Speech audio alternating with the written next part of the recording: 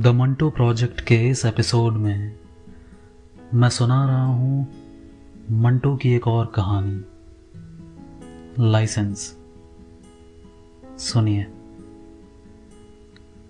अब्बू कोचवान बड़ा छैल छबीला था। उसका तांगा घोड़ा भी शहर में नंबर 1 था। वो कभी मामूली सवारी नहीं बिठाता था। उसके लगे बंधे गाहक थे जिनसे उसको रोजाना 10-15 रुपए वसूल हो जाते थे, जो उसके लिए काफी थे। दूसरे कोचवानों की तरह उसे नशा पानी की आदत नहीं थी, लेकिन साफ सुथरे कपड़े पहनने और हर वक्त बांका बने रहने का उसे बेहद शौक था। जब उसका तांगा किसी सड़क पर से घुंघरू बजाता हुआ गुजरता तो लोगों की आंखें खुद ब खुद उसकी तरफ उठ जाती। वो बांका अब्बू जा रहा है, देखो तो किस ठाट से बैठा है। अरे जरा पगड़ी तो देखो कैसी तिरछी बंधी है।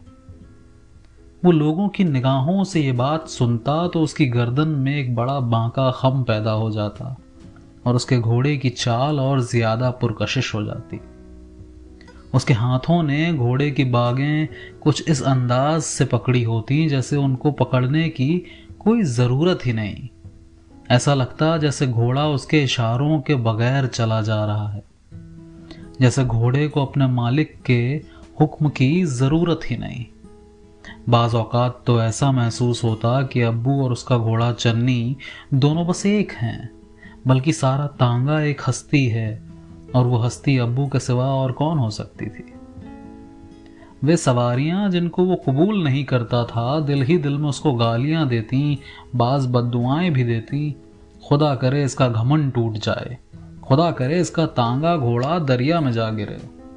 उसके होठों पर जो हल्की हल्की मूंछों की छांव में रहते थे, खुद एतमाद मुस्कुराहट नाचती रहती। उसको देखते ही कई कोचवान जल भुन जाते। उसकी देखा देखी चंद कोचवानों ने इधर उधर से कर्ज लेकर नए तांगे बनवाए, तांगों को पीतल के साजो सामान से सजाया। फिर भी अब्बू के तांगे ऐसी शान पैदा ना हो सकी, और ना ही उन्हें वो गाहक नसीब हो सके जो अब्बू और उसके घोड़े तांगे के शैदाई थे। एक दिन दोपहर को अब्बू दरख्त की छांव में तांगे पर बैठा ऊँघ रहा था। एक आवाज उसके कानों में भिनभिनाई। उसने आंखें खोलकर देखा, एक औरत तांगे के बम के पास खड़ी थी।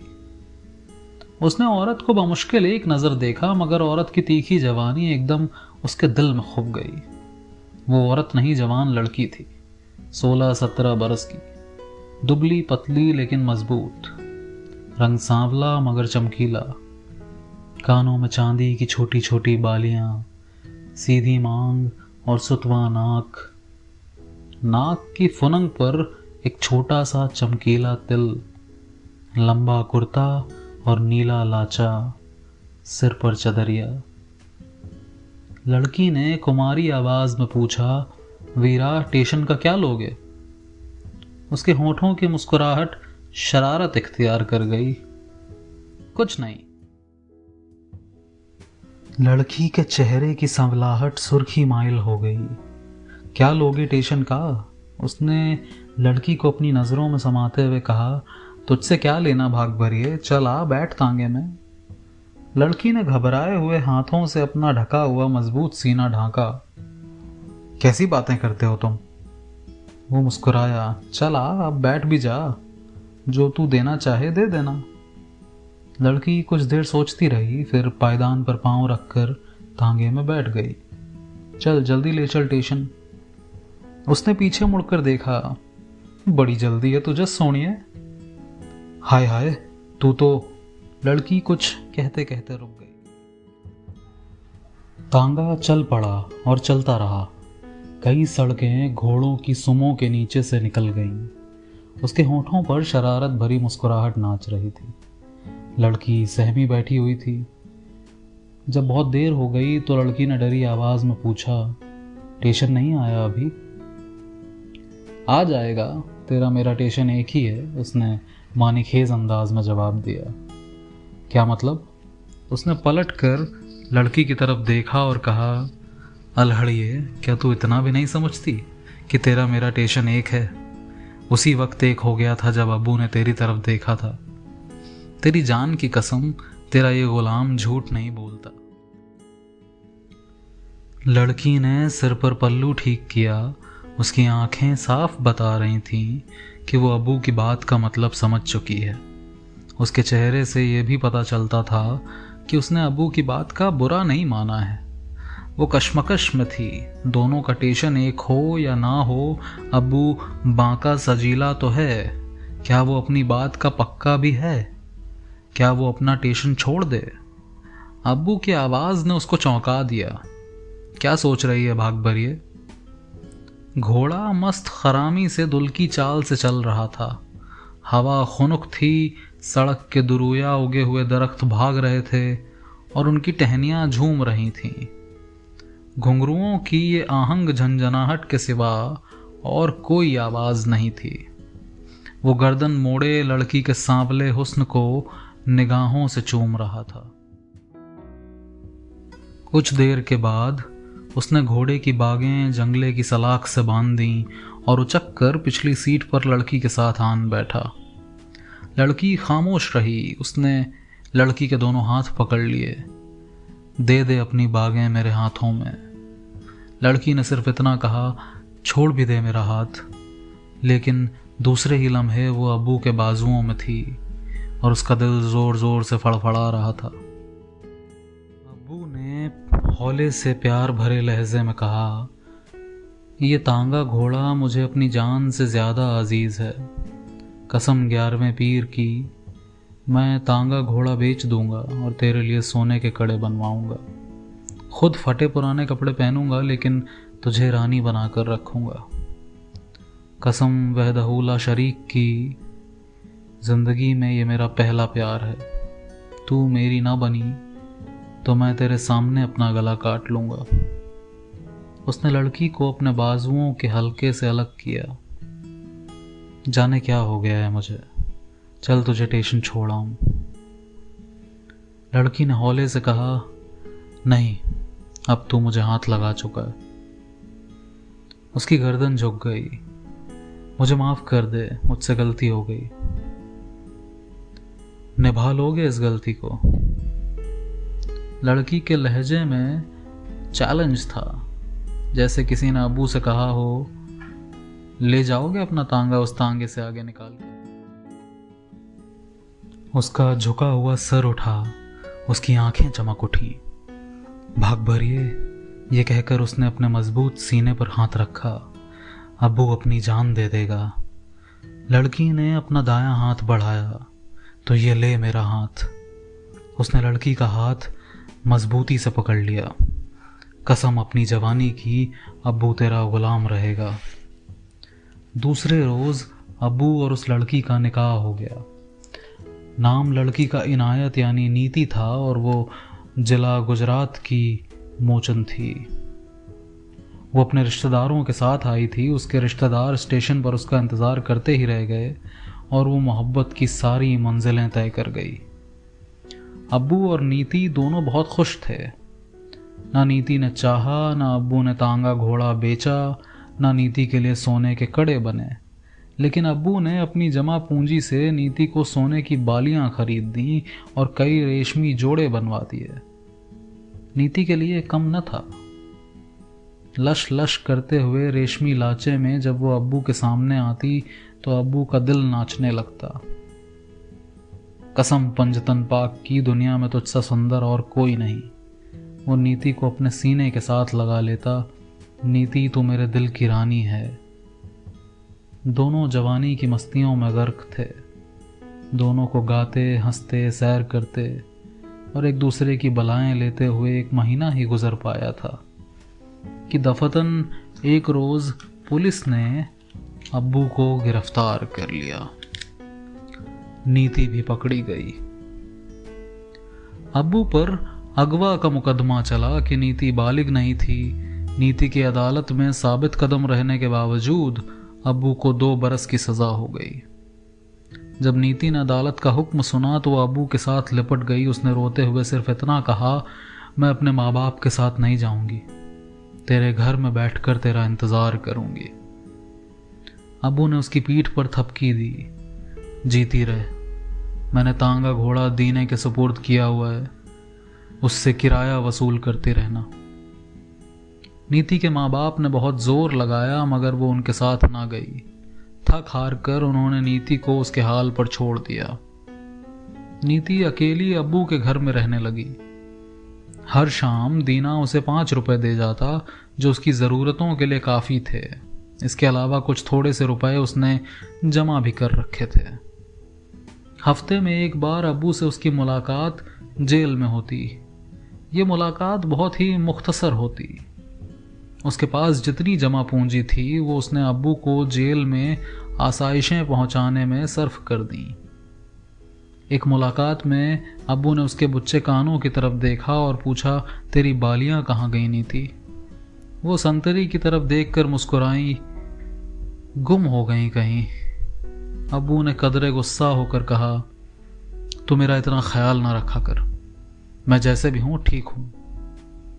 उसने कुछ न कहा और मुस्कुराती हुई चली आई कि मुलाकात का वक्त पूरा हो चुका था। घर पहुंचकर वो बहुत रोई, घंटों आंसू बहाती रही। उस मुलाकात में उसने बड़े जब्त से काम लिया था और मस्कराती रही थी। उसने महसूस किया था कि अब्बू की सेहत बुरी तरह गिर चुकी है। वो गिरांडील अब्बू घुल घुल कर आधा रह गया है। वो उसे पहचान न सकी थी। उसने सोचा, अब्बू को मेरा गम खा रहा है। जुदाई ने अब्बू की यह हालत कर दी है। गम, जुदाई, जेल, जेल का घटिया खाना, जेल की कड़ी मशक्कत, इतना कुछ तो उसको मालूम था। ये मालूम नहीं था कि दिख का मर्ज अब्बू को विरसे में मिला है।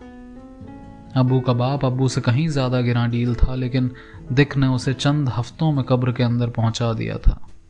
अब्बू का बड़ा भाई कड़ियल जवान था, मगर ऐन जवानी में इस मर्ज ने उसे दबोच लिया था। अब्बू इस हकीकत से गाफिल था। जब वो इस जेल के अस्पताल में आखिरी सांसें ले रहा था, उसने अफसोस भरे लहजे में नीति से कहा, मुझे मालूम होता मैं इतनी जल्दी मर जाऊंगा तो कसम वदहुला शरीक की तुझे कभी अपनी बीवी न बनाता। मैंने तेरे साथ जुल्म किया है, मुझे माफ़ कर दे। देख, मेरी एक ही निशानी है, मेरा तांगा घोड़ा, उसका ख्याल रखना और चन्नी बेटे के सर पर हाथ फेर कर कहना कि अबू ने प्यार भेजा है। अबू मर गया, नीति का सब कुछ मर गया, इतनी जल्दी सब कुछ मर गया। नीति हौसले वाली औरत थी, उसने सदमा बर्दाश्त कर ही लिया। वो तमाम दिन घर में तने तन्हा पड़ी रहती। शाम को दीना आता, 5 रुपए उसके हवाले करता, उसे दम दिलासा देता और कहता, भाभी अल्लाह मियाँ के आगे किसी की पेश नहीं चलती। अब्बू मेरा दोस्त ही नहीं भाई भी था, मुझसे जो हो सकेगा खुदा के हुक्म से ज़रूर करूँगा। जब नीति की इद्दत के दिन पूरे हो गए तो एक दिन दीने ने साफ साफ लफ्ज़ों में नीति से कहा कि वो उससे शादी कर ले। नीति के जी में आई कि वो दीने को धक्के मारकर बाहर निकाल दे, मगर उसने सिर्फ इतना कहा, भाई मुझे शादी नहीं करनी। उसी दिन से दीने के रवैये में फ़र्क आ गया। वो पहले बिला नागा शाम को 5 रुपए दे जाता था, अब वो कभी 4 रुपए देने लगा, कभी 3 कि बहुत मंदा है।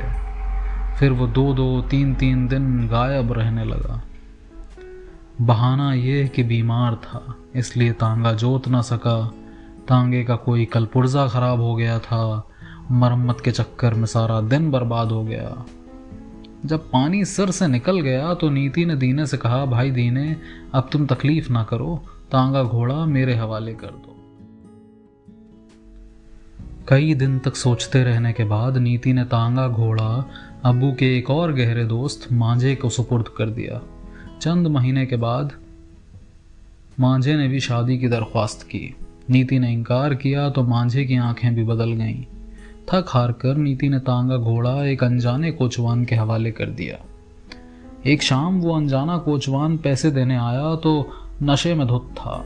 उसने ड्योढ़ी में कदम रखते ही नीति पर हाथ डालने की कोशिश की। नीति ने उसको खरी खरी सुनाई और घर से बाहर निकाल दिया। नीति अजीब उलझन में गिरफ्तार थी। 8-10 रोज से तांगा घोड़ा बेकार तबेले में पड़ा हुआ था। घास दाने का खर्च एक तरफ तो तबेले का किराया दूसरी तरफ।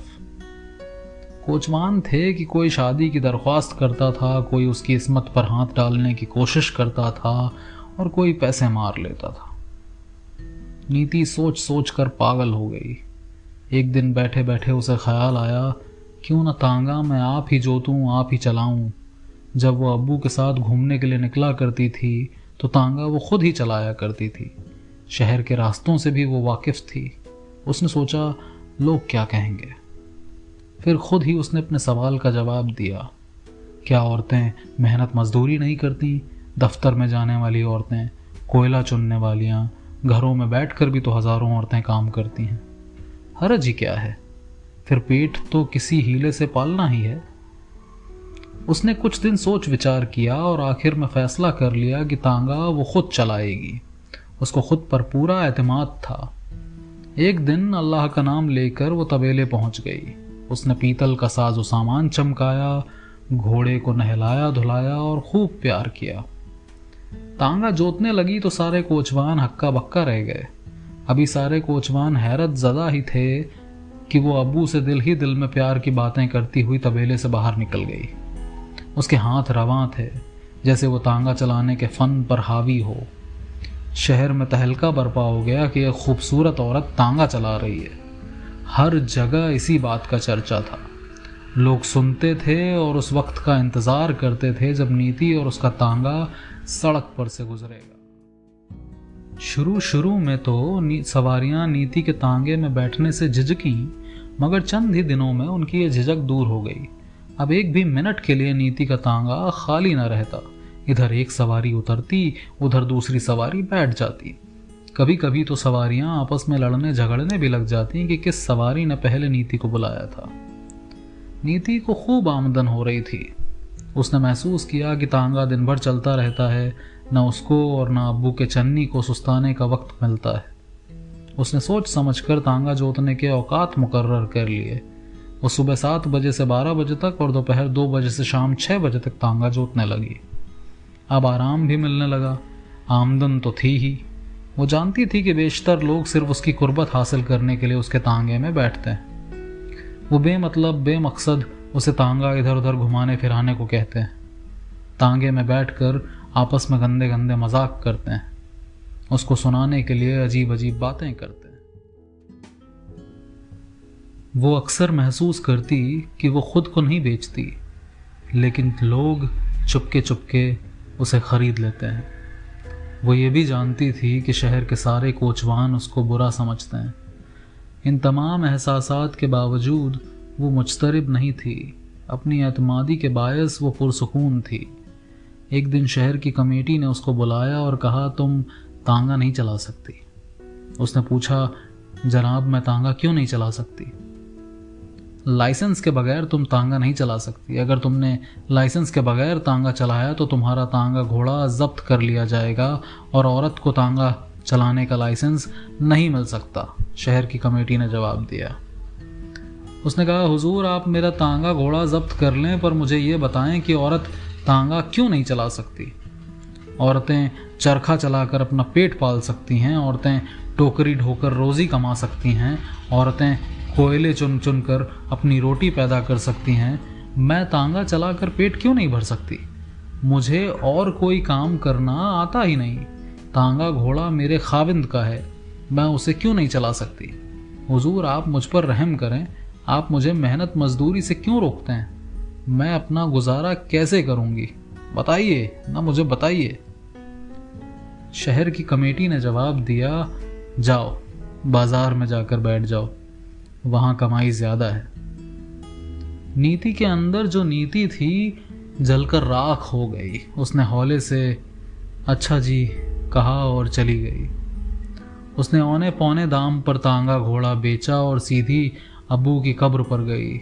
एक लहजे के लिए वो खामोश खड़ी रही। उसकी आंखें बिल्कुल खुश्क थीं, जैसे बारिश के बाद चिलचिलाती धूप ने सारी नमी चूस ली हो। फिर उसके भिंचे हुए होठ वाह हुए और वो अबू से मुखातिब हुई, अबू आज तेरी नीति कमेटी के दफ्तर में मर गई। दूसरे दिन उसने शहर की कमेटी के दफ्तर में अर्जी दी और उसको अपना जिस्म बेचने का लाइसेंस मिल गया। बस इतनी सी थी ये कहानी।